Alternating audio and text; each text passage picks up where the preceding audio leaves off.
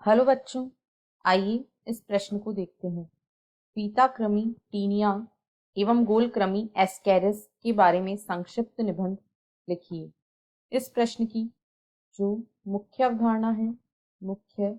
अवधारणा वह है पीताकृमि, पीता कृमि व गोलकृमि।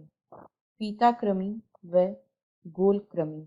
सबसे पहले हम देखेंगे कि पीताकृमि क्या है। तो पीताकृमि जो होते हैं ये प्लैटीहेलमिन्थीज के संघ प्लैटीहेलमिन्थीज के अंतर्गत आते हैं।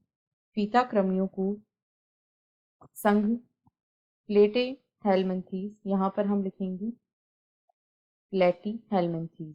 तो जो पीताकृमि हैं जिन्हें टीनिया भी कहा जाता है, इन्हें संघ प्लैटीहेलमिन्थीज के अंतर्गत वर्गीकृत किया गया है। ये संघ प्लैटीहेलमिन्थीज, और यदि प्लैटीहेलमिन्थीज में भी हम इसके वर्ग की बात करें तो ये वर्ग सिस्टोडा में आते हैं। वर्ग सिस्टोडा में इन्हें वर्गीकृत किया गया है।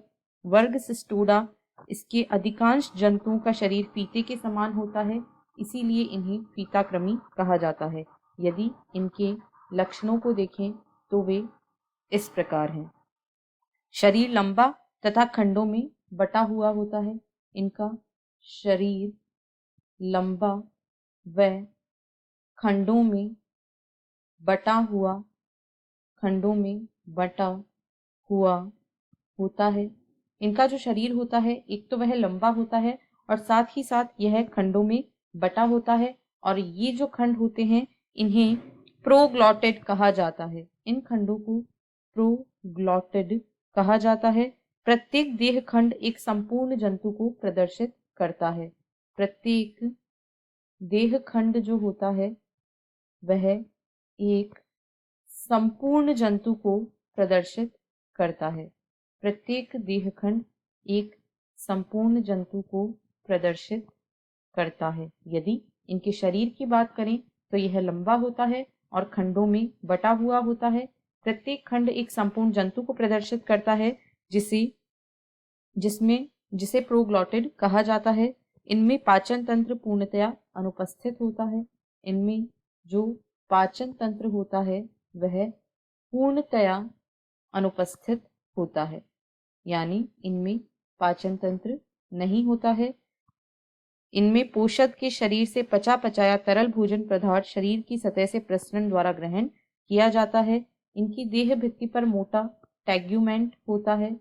इनकी देह भित्ति पर मोटा टैग्यूमेंट पाया जाता है।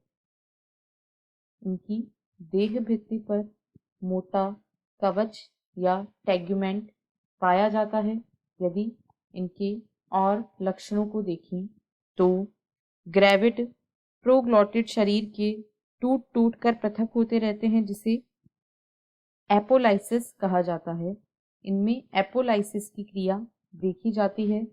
एपोलाइसिस में जो ग्रेविड प्रोग्लॉटिड होते हैं, ग्रेविड प्रोग्लॉटिड, अभी हमने देखा था जो शरीर के खंड होते हैं ये टूट कर पृथक होते रहते हैं।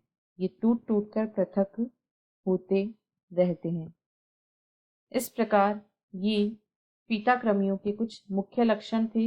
यदि इनके उदाहरण को देखें तो टीनिया सोलियम इसका एक उदाहरण है।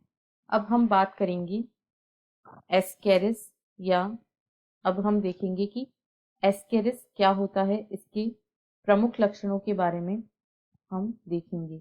तो एस्केरिस जो है उसे गोलकृमि कहा जाता है। एस्केरिस ये पृष्ठाधार सतह से चपटे होते हैं, इसलिए इन्हें गोलकृमि कहा जाता है। और एस्केरिस जो होते हैं इन्हें एस्केहेलमिन्थीज संघ में वर्गीकृत किया गया है। इन्हें एस्केहेलमिन्थीज संघ में वर्गीकृत किया गया है। इनके मुख्य लक्षण निम्न प्रकार हैं। सबसे पहले तो इनका शरीर खंडहीन, त्रिस्तरीय तथा द्विपार्श्व सममित होता है। शरीर जो होता है वह खंडहीन होता है, यानी इनमें खंडी भवन नहीं पाया जाता है। साथ ही साथ यह त्रिस्तरीय होता है, वह इनमें द्विपार्श्व सममिति पाई जाती है। इनमें द्विपार्श्व सममिति पाई जाती है। इनमें आभासी देह गुहा होती है, यह एक इनका विशिष्ट लक्षण है। एस्के हेलमिंथी संघ के जो प्राणी होते हैं इनमें देह गुहा आभासी होती है। इनमें शरीर पतला, लंबा, बेलनाकार शरीर जो होता है वह पतला होता है और लंबा होता है, और साथ ही साथ इसका जो आकार होता है वह बेलन सदृश होता है, यानी बेलनाकार होता है और तीखे सिरों वाला होता है। यह तीखे सिरों वाला होता है। इनमें स्पष्ट सिर का अभाव होता है। आहार नाल जो होती है वह इनमें पूर्ण होती है। इनमें आहार नाल पूर्ण होती है।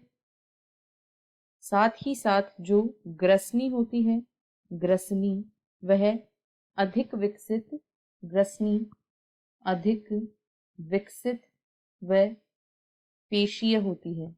ग्रसनी अधिक विकसित तथा पेशीय होती है।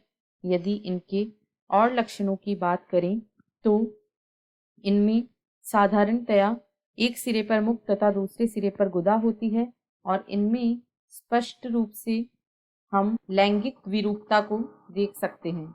इनमें स्पष्ट रूप से लैंगिक द्विरूपता को देखा जा सकता है। नर तथा मादा पृथक होते हैं, नर तथा मादा पृथक होते हैं, और इनमें लैंगिक द्विरूपता भी देखी जाती है, यानी इनमें नर तथा मादा में स्पष्ट रूप से अंतर किया जा सकता है। इस प्रकार ये एस्केरिस और फीता कृमि के कुछ मुख्य लक्षण थे। आशा है आपको प्रश्न समझ आया होगा। धन्यवाद।